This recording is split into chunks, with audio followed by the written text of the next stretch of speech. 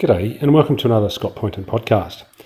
In this podcast, I'm sharing a podcast that I actually made some 5 years ago with a wonderful colleague of mine at the time called Anne-Marie Hunsaker.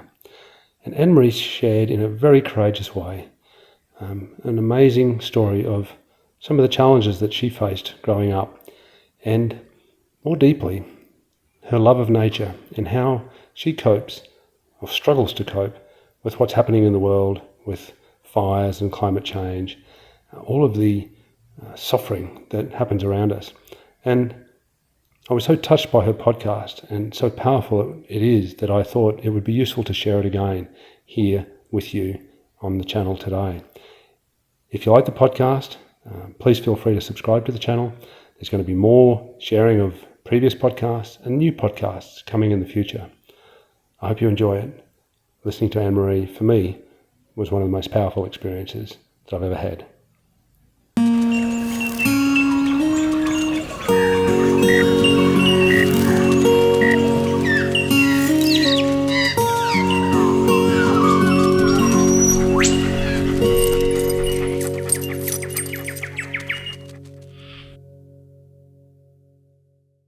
G'day everybody, I'm Scott Poynton and welcome to another Cooey podcast. And today I'm speaking with Anne-Marie Hunsaker and we are in Seattle in the far northwest of the United States. So good morning, Anne-Marie, how are you? Hi Scott, good morning. Yeah, well thanks for joining us in our Cooey podcast. And I should say that Anne-Marie works for the Forest Trust. How long have you been with us, Anne-Marie? I started last September 2017. Okay, so just over a year. And we had a really wonderful time at our person-to-person gathering. That was in July, wasn't it? Yeah. In July in Switzerland, Anne-Marie came over and joined.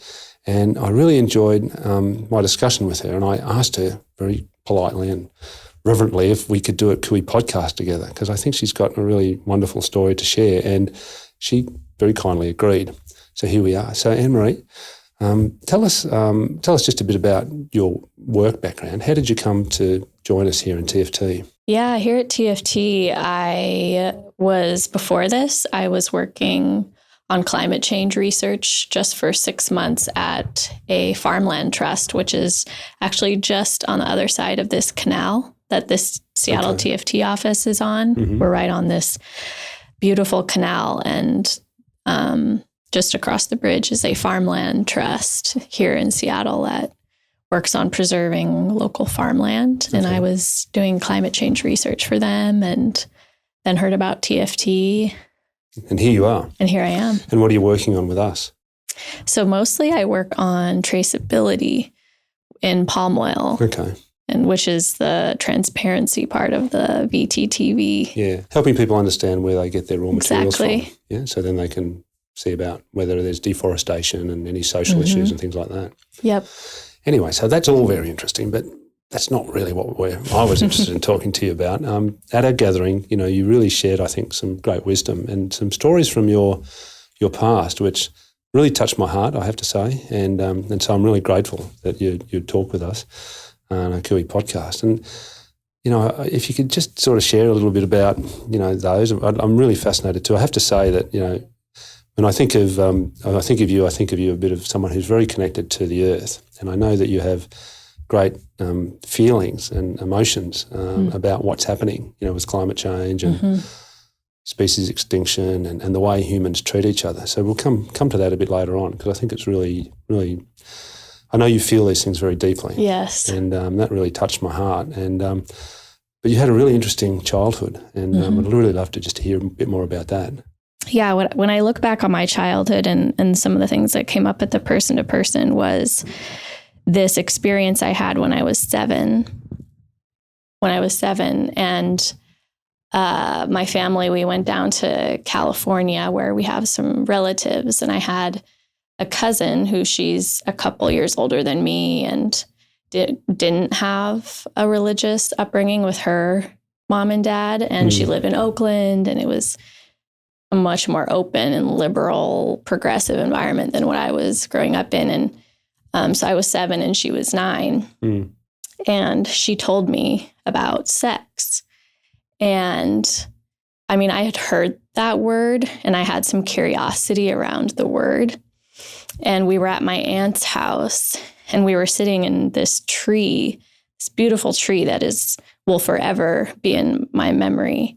And we were sitting on opposite sides of this tree with a string attached with a basket in the middle. And we were sending this basket back and forth, and I would ask her questions. Mm-hmm. And then she would respond. And these were, questions about sex, about our bodies, about things like that. And things that you'd never thought of before. No, exactly. And never been able to ask anyone. And I would say there was an element of secrecy around it at that time. Like this wasn't something I was maybe supposed to talk to adults about, and we kind of had to keep it a secret. But I wasn't say I was experiencing shame around even asking those questions to my cousin at the time. You're probably just excited to be able to talk about it with someone. Exactly. And someone who you trusted and had a bond with. Yeah, for sure. She was my cousin, but probably my closest friend as well. Closest friend, yeah. And what happened is probably the next day, my mom found this basket because, my cousin's name is Nicole. She and I, we weren't really even thinking to hide this basket. Right. It was just a great conversation. We were really being that careful about being open and Yeah, so I think we just left it outside in the tree, very accessible. And my mom found it.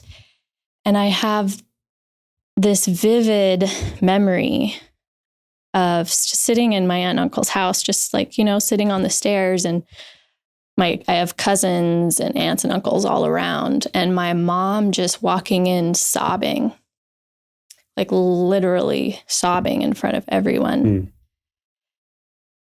And even before she told me what she was crying about, I knew. You knew, yeah. I couldn't really probably put it into words, but I knew it had something to do with me. And that conversation via notes the day before. Yes. Yeah. How did you feel, at that moment? That is my first real memory of feeling really deep shame. Because I knew my mom was crying because of something I did. And I don't even remember the conversation that she and I had after this, because I know we talked about it.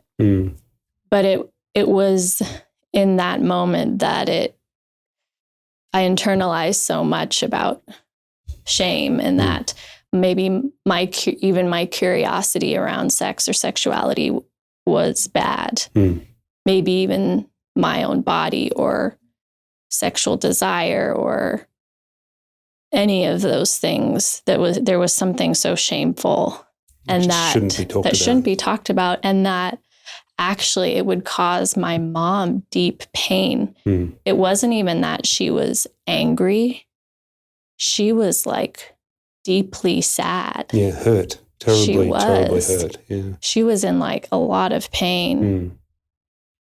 Something her beautiful 7-year-old daughter talking about these things because of, I guess, her own background of conservative religious experience that she'd had all of her life. She also grew up in a Catholic home that was also very strict, and has her own history of trauma around sexuality, which I didn't know at the time. Right. But now as I work through shame, because I still carry shame, though I've been able to release a lot of it. And I say I do regularly. Shame is still something that wants to come back. And that was the start of it. You mentioned when we spoke in July that was just the start of this shame process that, you constantly felt as a child, this sense of shame around things that you were interested in that perhaps was a bit outside of the frame in which your very loving and kind family were bringing you up in. Yes. But nonetheless, you're interested in exploring other things, but this shame, constant feeling of shame just kept closing you down. And it has my whole life. And I think both this experience when I was 7 and the confusing messages that the type of Christianity I was raised in really contributed to that was this message of Jesus loves you and there's nothing you can do to make him stop loving you.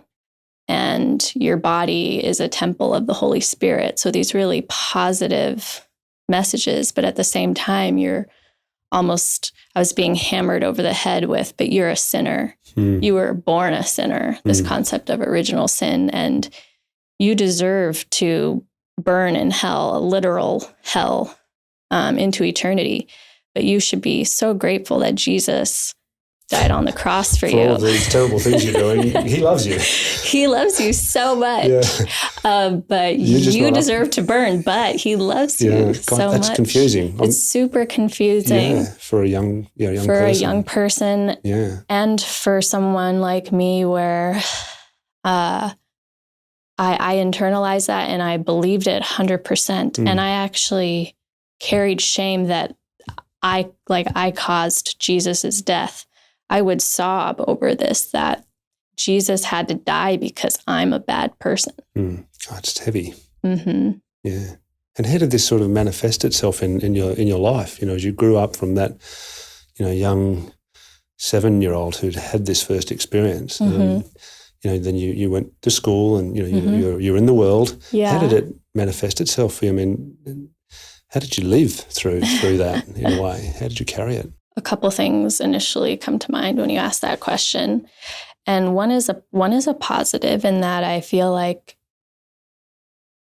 it is part of what contributed to making me a really sensitive person, which has been hard, but towards other people. So I can really feel when other people are experiencing or carrying shame, and I tend to be able to really empathize with them, and I want them to know that it's okay and that they're loved, even though I would say it's hard for me to extend that same compassion to myself. So that has been, so the positive is that I could be really compassionate to others but it's hard for me to do that for myself. Why is that, do you reckon?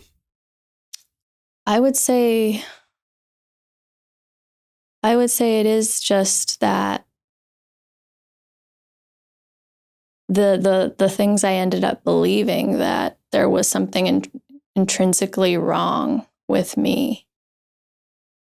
Can't quite put that down. Yeah. And I work very hard to put it down. And even in my adult reasoning, intellectual brain, I know it's not true and I say it's not true. But I still sometimes have a very emotional, in my gut response, as if there is something intrinsically wrong with me. It's a heavy burden, this whole thing of shame. It's so debilitating, isn't it? It is. Yeah. And did you find, at some point you were able to break free from this real debilitating part of it? I mean, you still carry it, as you say, but when was there a particular moment when you're able to say, I'm going to leave that behind, I'm done with that? Or was it something that happened more slowly over time? I would say it's been happening for about 11 years. It's been a process. Can we ask how old you are? Not always polite of men to ask women how old they are. No, I'm 32. 32, yeah. And I would say the process of releasing shame and loving myself and coming into my own started when I was 21. Okay. Yeah. Was there a moment, or you just said, I've had enough of this and I'm moving on? Or I think so. The thing that comes to mind is that I started going to a church actually really close to the TFT office. That was a really progressive, loving community, because I was at that time thinking maybe I don't know how I can stay in the church. But I found a church where there was a priest there who for Lent, I don't know how many of you or if you, Scott, are familiar with Lent. Do explain. Yeah, I'm familiar, but do explain. Yeah.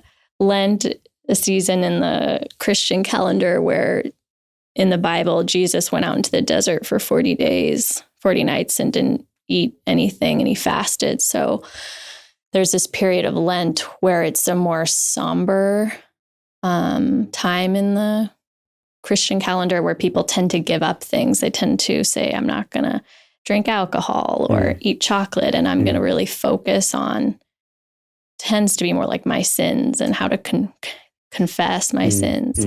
But this priest, when I was 21, he saw that I was already thinking about how much of a sinner I was all the time and how I couldn't get out. I was carrying so much shame. You were stuck there. I was. Yeah. And so for Lent, he said, Anne-Marie, you need to indulge yourself for Lent. Wow.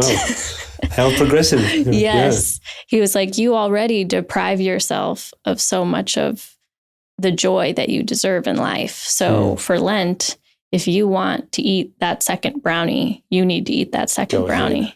He gave you permission. He gave me permission. Yeah. And that was one of the best gifts that someone could give me, especially someone coming from the Christian community. Right. To say that to me was a big deal. Big breakthrough. Yeah. Yeah. What an amazing man. Yeah. Yeah. And then I would say the second biggest experience that's happened in the last 7 years that has helped me really free myself from shame has been the Me Too movement. Okay. Yeah. And doing therapy around really talking to a therapist about sexuality and my own experiences and my body and so many of the harmful messages I was raised with as a woman in the church about those things. And through actually going to the darkest place in therapy where I was like, I don't know if I can really survive talking about these things. Even telling my husband, like, I don't know that I can actually survive if I really think about some of the things that have happened to me, or that I was taught these things by people who said that they loved me. How can I keep on going if I really face that? Yeah. But what is so cool is that darkness lasted for about 6 months in therapy. And then I felt so much freedom. You got it out of the system. I did. Yeah. And this woman, my therapist, she was with me through it the whole time. It sounds like you've met two really important people in your life. You know, helps you grapple with this stuff. Yeah. A heavy burden. For sure. Yeah. And you know, I mean, without going into the nitty gritty, but these messages that you were getting about these things in the church, I mean, was it just an undercurrent of feeling, or were these explicitly, you know, said to you as a young woman growing up? And how did it manifest itself that you were given this burden to carry? Yeah. Was it more implicit in what was said, or, you know, it sounds like you were in quite a, as you say, quite a conservative environment there that, you know, was really shutting down any of these thoughts of sexuality or women's freedom or any of these things. I mean, was it really explicit, or was it, I mean, I'm sure they're all great people too. For sure.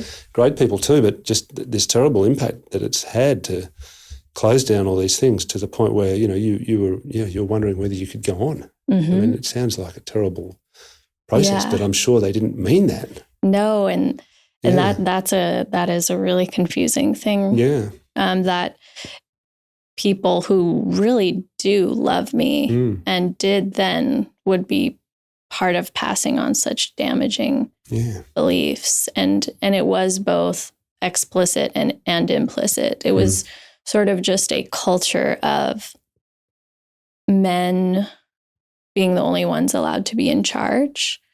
And that was an explicit thing. So in the church, like, only men could be in leadership. And then in the sex education I always went to Christian schools. And there's a really conservative author called Dr. Dobson, and he wrote like a Christian sex ed. That is what I was taught. And it was basically told us that, you know, don't have sex till you're married. And if you do have sex before you'll probably get AIDS. Oh, okay. Or right, because you're a terrible sinner. Exactly, and you deserve it. You will burn in hell, and you deserve it too. Yeah, right. And if you don't get AIDS, you will have given away a part of your heart to someone that you'll never get back, and then you'll only be able to give your husband this tattered, broken heart. And it was always very focused on it, that being the woman's responsibility. Right. Like your fault. Exactly. And you need, especially, to be a virgin for the person you married. It doesn't really matter as much if he is or not. Right. He can do whatever he likes. Yeah, but you for sure have to be, and you will break God's heart if you do that before you get married. Wow. Yeah. So those were very explicit messages. Sounds it, yeah. And just generally. And you mentioned the Me Too movement, which is pretty recent. Very. It's only the last, I was going to say 12 months, maybe a little bit more, perhaps. But tell us a bit more about how that's helped you. I guess women finding their voice and also men who've clearly done things in the past, starting to get to be held accountable for their past actions. Is this the sort of messages that have helped you, move through this? Yeah, the Me Too movement, and especially the defining clearly what consent means, were things that I started just reading either on Facebook or seeing people post about it or talk about it, and realizing, wow, that people thought about these things really differently than the way I was raised. And they were actually saying things like, it's not your fault if you're wearing a tight skirt. If someone assaults you, like, it's actually not okay. That's not okay. No, it's like, because we were sort of raised as women in the church, like, if, like, you might cause a man to sin or to rape you, and it's going to kind of be your fault for either being drunk or wearing tight clothes or being flirtatious. And so when I started with the Me Too movement, seeing women and men actually speak up, like men who were supporting this cause, and they were being really clear about, like, what is yes and what's no. And I was it was like a revelation to me. And it's like something inside me knew that was true, and that these things I had been taught were not true. But you hadn't been able to almost accept that. Right. No, I definitely hadn't. I had been carrying the responsibility of those things as if some of the things that did happen to me were my fault.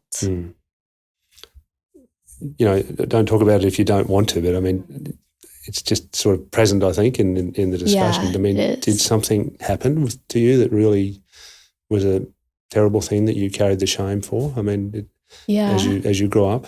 Yeah, no, I think because when we've been talking about sort of these two liberation moments that I can really speak of, one with the priest and then one in therapy.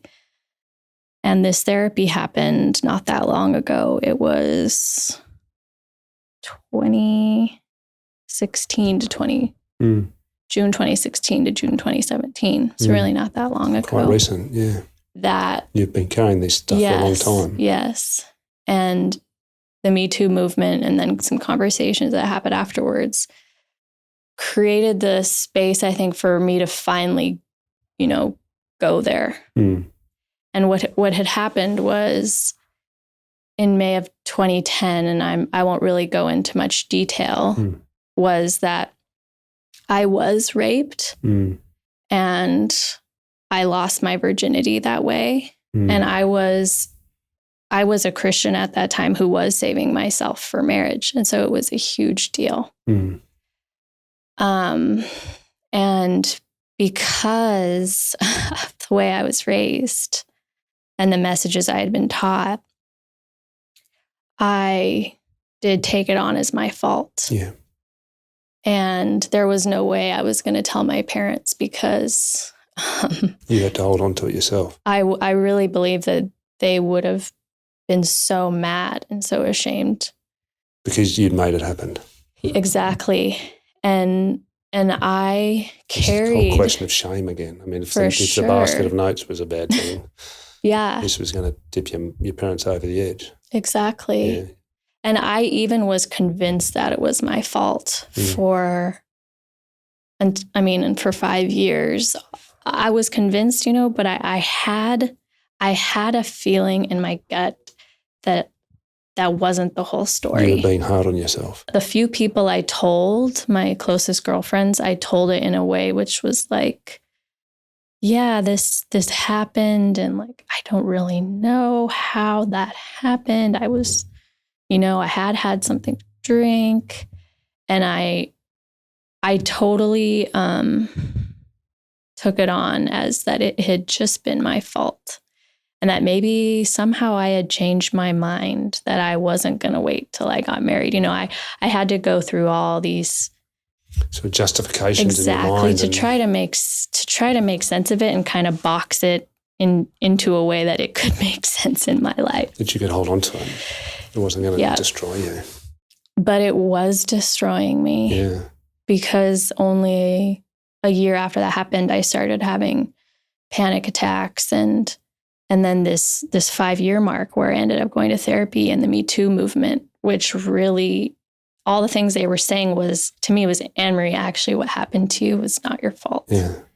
You're not a bad person. And you're not a bad person. And that what happened is not what you wanted to happen. Right. Thank God for that. Yeah, which is so liberating. Yeah. I mean, imagine I can just get this sense of you breathing out finally. It was. Yeah. It was huge. And to have my therapist, the first time I told her, she used the word rape. And she said, you were raped. And that was a word I could never say. I would always say, this happened and it was my fault. And she never once. Just no way. You were raped. There was no way that it was my fault. Oh, bless her. Mm-hmm. Yeah. Goodness me. And even just talking about it right now with you, I can feel this weight off of me. This liberation. Yeah. Well, I'm glad.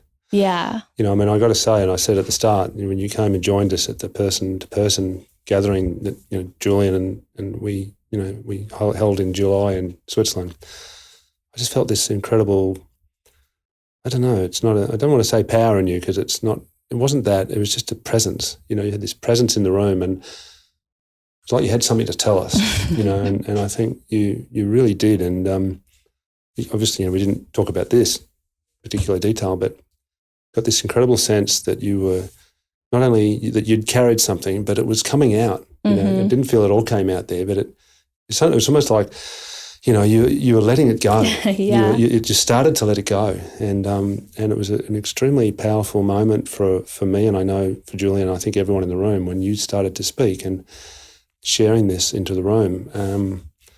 And I was really grateful for that. And I was really hopeful for you, because it seemed that this had been something you'd been carrying for a very long time. Yes. But I think this talking about it is just so critical, isn't it? It is. Yeah. I mean, you've been holding onto this stuff. Yep. Since you were 7. Yep. And then since 2010 with, when you were raped, you've just been holding onto this stuff. Your fault. Right. I mean, holding onto it's one thing, but holding onto it is something that you're responsible for and you're going to burn in hell for. It's another level altogether, isn't it? Another level. Wow. Yeah. I'm sorry, Yeah, thank you. Yeah. But here you are. Here I am. And getting stronger and stronger. And exactly. Not just getting stronger. I think you're strong now. Yeah, I can feel it. Yeah, I feel it. We had a great walk and talk yesterday. Yes, we did. Just a different, I didn't know you then, of course. I didn't know you before the gathering, but even since the gathering, I'm just getting this sense of this person who's starting to fly. You are Clyde. Thank you. Yes. Maybe not everyone knows, but Clyde is one of the stories I've written about, this little bird that, had a bit of a tough life and got help to be set free. And I think it seems to me that you're starting to fly. I feel that way. Yeah. Look, this might be a good time to talk about your writing. Yeah. And your poetry. But perhaps also, if we can just touch on, it just seems to me that I wonder sometimes, I don't know if you've looked into this, but I wonder if you've got maybe some Indigenous American ancestors. And the reason I say that is because I feel you're very connected to the earth. And I know that, and we've talked about this, is this, when forests are burning, because of climate change, and when animals are being killed or something, it's almost like you feel that pain viscerally yourself. You feel it. It's a pain you feel. The forests burn, you burn. And I just feel that this is, obviously on the one hand you think, and we, I'll shut up in a minute and you can talk about it, but this thing that people say, oh, Anne-Marie, don't worry about that, it'll be okay. Well, no, you when the forests burn, it's almost like you burn too. And I wondered about this. This sounds to me like the way that Indigenous people feel.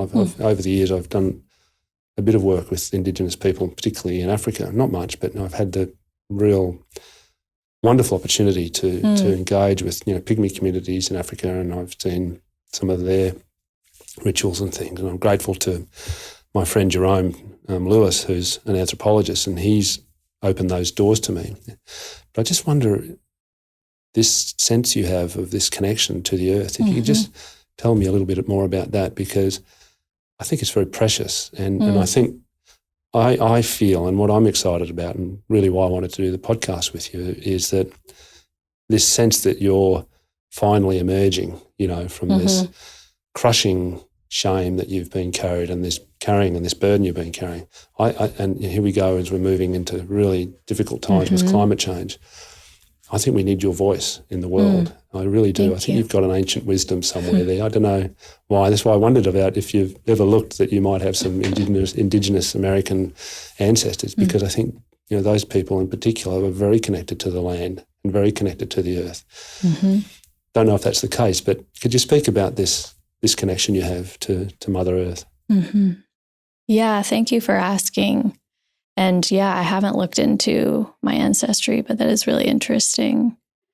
And this is such a big question, and I'll try to talk about it. It's sort of like, how do you talk about the person or the thing or what the earth that you love so much is like, is sort of beyond words in some ways.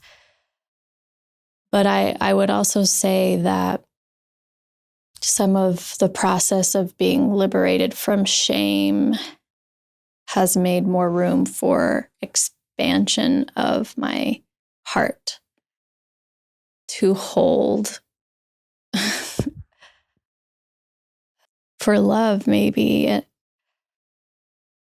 I think that I have always loved the earth. Even from when I was really little, I actually liked to play by myself most of the time, just out in the trees and under flower bushes, because I grew up in the city. So, I didn't have a forest nearby, but we had a bunch of small trees and bushes in our yard that I loved to just go play in. And where the fairies lived, right? Exactly. They were out there with you. They were, and I loved to garden, and I even loved to talk to God out there. And my favorite things to do in the summer were to go to Mount Rainier here in Washington and go hiking. And I felt most myself out there. But at the same time, I was being given sort of another strange message from the Christian community, which was a very anti-environmentalist message. The earth is there for us to use for our benefit. And God's going to destroy the world in the end, and we're all going to go to heaven or hell. So it doesn't really matter. And I would say it wasn't a huge thing that was being said a lot, but it was definitely... It was present. It was present. And it definitely didn't resonate with what I thought. But at the time, I took what these people said to be true. Right. They were your teachers, right? Yeah.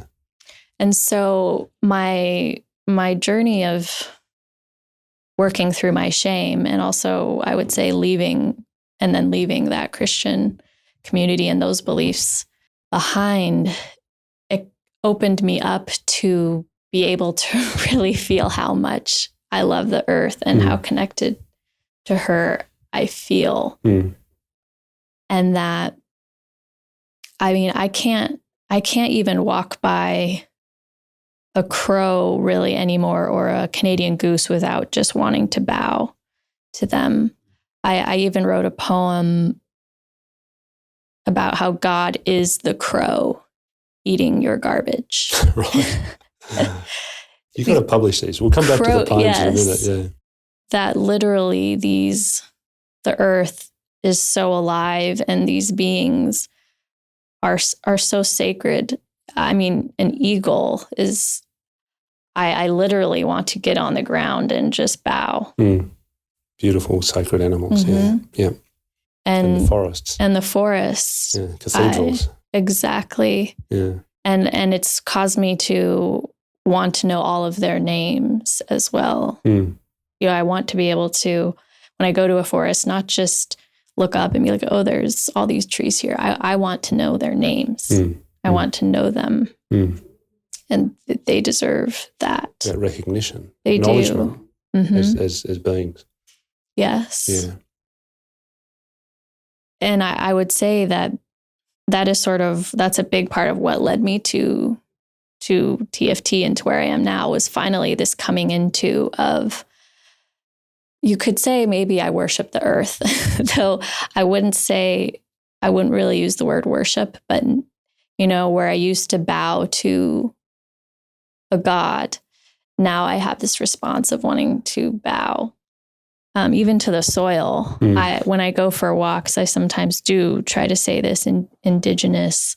It's not even a prayer. It's called the Thanksgiving address. Right, I know it. Yeah. Yeah, where they're saying, they're sending their greetings and their thanks to the soil, to the trees, to the birds. Yeah, the water. Exactly. Everything. It's beautiful. Yeah. It is. And that is sort of how I want to be here when I walk, well, for my very, very short time on this earth. I want my posture to be one of gratitude and connection. And respect. Yeah. Deep respect. And I know you suffer terribly when we could talk about this for hours and climate change and all of these things, but this do. Really, you suffer. You know, I know you suffer deeply as a soulful suffering. You know, when something bad happens, you feel it. Yeah. As if it's happening to you. Right. I wrote you that when you sent out the being kind email to all of us at TFT, that previous weekend, I was just sobbing on my couch at 11 p.m. at night because the forests all around us here in Seattle were on fire, you know, in California, Oregon, Washington, BC. And just thinking of all those trees burning and all those animals and the humans impacted, I actually had a feeling inside of me like I was going to die too. Like this sadness, how can this be? How do we carry it? How do we carry it? How do I get up tomorrow? And even sort of this question, how do I get up tomorrow and let myself enjoy something when all of this is happening? It's a tough burden to carry, but I just feel, you know, and I don't have words for this, but I think we need that. I've written, you know, I don't know if you've had a chance to read it yet, this sense of we've got to be in that despair. We do. We can't just say, oh, it'll be all right, Anne-Marie, don't worry. You know, come on, you're being silly now. No, you know, we've got to get down there and feel that despair and you know, soak in it, you know, and just let it enter us so that it's the only chance we've got to get out of it, I think, to be with it. And to be fully ourselves, we've got to be with the light, the joy, all the happy things that happen in our life, but we've got to be with that darkness too. And I think so many people just won't go there. Yes. And in many ways, I think that's why the bad things keep happening. Me too. Because they don't know the darkness. They don't see the darkness. They don't feel it. So it happens again. They're only looking at the light. Mm-hmm. And I think if we can get down there and really feel the pain of that darkness, and if more of us can do that, there's a greater opportunity for us to say, no, we're not going to go and do that thing, because that could lead to that pain again for myself, for those around me, for the animals, for the plants, for the earth. And I just feel, what you've described in your email to me was, I just thought, well, actually, that's part of the solution. Yes. We've got to, I just came, I think I was telling you yesterday, I came from the meeting about transforming conservation, when everyone was saying, oh, shouldn't we be talking about climate change? No, we don't talk about that. It just means we just got to work harder. It's like, well, hold on, you're all these conservation biologists, you're already working incredibly hard. Yes. You're killing yourself, you're burning yourself out. And climate change is just going to overwhelm everything that you've been trying to do. Let's just hold that for a minute. Yes. And it might light a path for us to do something different. And I just think as long as we just keep hitting our head against a wall, we're not going to make it. So I think there's something wise in what you're saying, and I value it very much. And I think there's this sense of being in the darkness and accepting it as part of our lives, so that we can know A, how to carry it, but B, how to perhaps avoid it in the future. Right. So I don't know if that's right, but it just seems to be speaking to me, when I hear you speak. And I think that a lot of people are carrying grief or despair or anxiety that they're not aware of around climate change and around what's happening in the earth and even what's happening in politics and all of the wars and humans treating other humans in unimaginable ways. So badly. But I see it here among my friends or people is like we just keep ourselves busy, and people, I know that they just go out for drinks and like, let's just not talk about it. Right. But they're carrying it in them. And if we could actually sit down and be able to say, wow, I am so sad about these forests on fire. I'm actually so sad that I was like crying last night and I don't know what to do. And if we even then didn't try to say, what are we going to do? But I bet other people sitting there would actually feel like, wow, I am really sad about that too. I can share that too. I can share that. I don't need to feel ashamed. Exactly. I'm not the only one who's worried about that. We might be able to move forward. Yeah. I think poetry is important too. And, we spoke yesterday, you shared me one of your beautiful poems. And you mentioned that actually, you've been writing these poems since you're about 4. Yeah. And that now, again, you feel that they're coming again and that you're writing more and more. And I wondered, I said, maybe you'd like to share a poem with us. And it looks like you've got one there. Yes, I do. Would you be able to tell us a bit about the poem and perhaps give us a reading? Yeah. And just tell me about your poetry in general. Tell me about this little 4-year-old out with the pixies and the fairies and, what came to you then, and this poetry that you've been, have you been holding that poetry inside of you? Was that part of you closed down as well with this experience that you had in life, or have you always been writing poems? I've been writing poems fairly consistently since I was 4, but have gone through periods of time where I feel like it was shut down. And I do think that one of those times, was 5 years ago where I wasn't writing very much. I would even say that this person-to-person gathering in July opened me up more, reignited this in me, inspired me, and reminded me that I do have something to say, or that what I think and feel is important, and that even I shouldn't carry it alone. Yeah. So you've written some more poems. Yes. What have you got for us today? Let's have a look. Yes. When I wrote this, I actually wrote it in mind as like a gift to give to the world, to people.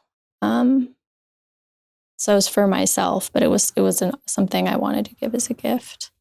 So it's titled, A plea for life.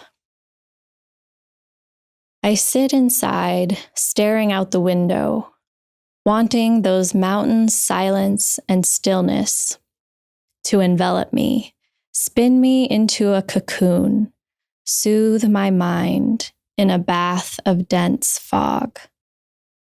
My life is unnatural, artificial in too many ways, toxic, disconnected. TV commercials pollute the air behind me while this iPhone tempts me into despair. I want a more alive life. I want a life my heart loves, a life in tune with my heart. I want more in needing much less. I want more organic matter in my soil and less rakes. I want more birds in my trees and less shelves. I want more soft barefoot walks and less concrete. I want more experiences and less things. You can change what you want. You may feel you want those plastic cups and plates, but what you really want is community. You may feel you want those blue dyed daisies from Safeway, but what you really want is beauty. You can let the earth teach your eyes to love the wildflowers and desire nothing less. It is possible, though heartbreaking and lonely at first, to live your values without sacrificing your life. The earth is waiting for you. You belong here. And when you come home to your belonging, you will find the wholeness all your chaos was hoping for. Thank you so much. I don't think it needs any explanation. It's very beautiful, and we could talk for the next 10 hours, I reckon. Yes, we could. And I'm so grateful for the discussion we've had.